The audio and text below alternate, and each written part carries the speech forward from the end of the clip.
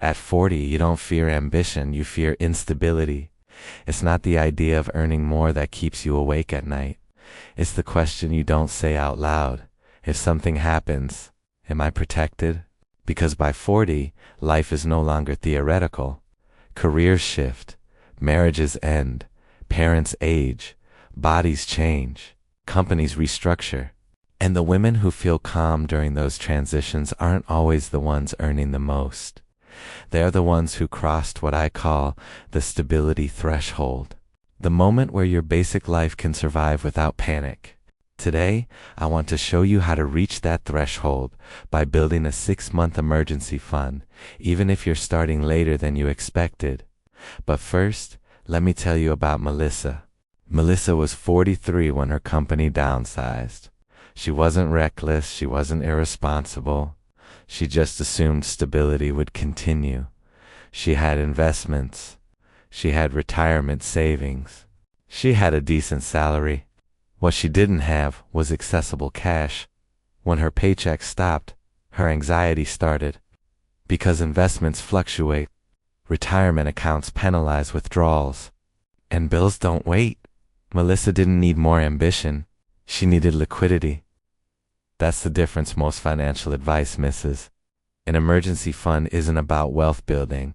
It's about nervous system regulation. When your body feels unsafe, you make reactive decisions. When your finances are structured, you make strategic ones. So let's build this correctly. Not emotionally, not aggressively, strategically. Most people say, save 6 months of income. That's vague. What you actually need is 6 months of essential expenses. And essential is not the same as current lifestyle. If you had to reduce life to its structural core, what remains? Housing, utilities, food, insurance, transportation, minimum debt obligations. That number, and only that number, is your baseline. Let's say yours is $3,200 per month. 6 months would be $19,200. That might feel large. Good. Large numbers deserve structured plans. This is where most women quit. They see the final number and assume they're behind. But you don't build stability in one leap. You build it in layers.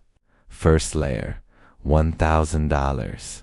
This protects you from small chaos, a broken appliance, an urgent flight, a surprise expense. Second layer, 1 full month of essentials. Now you can breathe for 30 days if income pauses. Third layer, 3 months.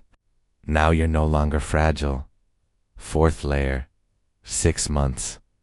This is the stability threshold. Once you cross it, decisions change. You negotiate differently. You leave bad environments sooner.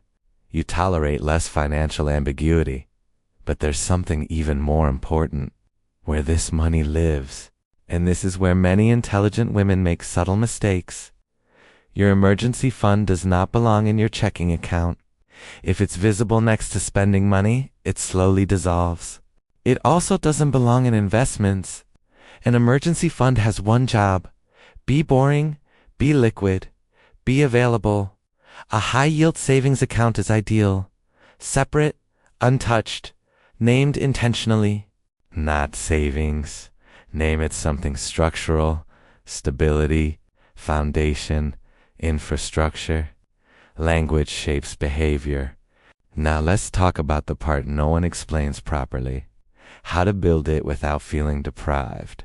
You don't wait for excess, you create priority. Automation is not about discipline. It's about removing negotiation. Set a fixed transfer the day after income hits. Even if it's $150, even if it's $250, consistency compounds psychologically before it compounds financially.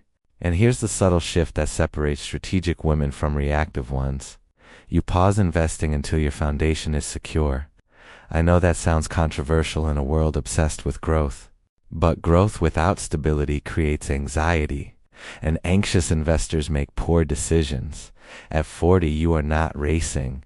You're structuring. Melissa eventually rebuilt, but she told me something interesting.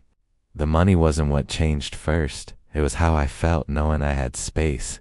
That space is what we're building. An emergency fund doesn't make you rich. It makes you unpressured. And unpressured women think clearly. If you are in your 40s or approaching them, this is not about catching up. It's about crossing the stability threshold. Quietly. Deliberately. Without drama. If this way of thinking about money feels different from what you usually hear, subscribe to Quiet Wealth for Women. Here, we don't chase noise. We build structure. And structure builds freedom.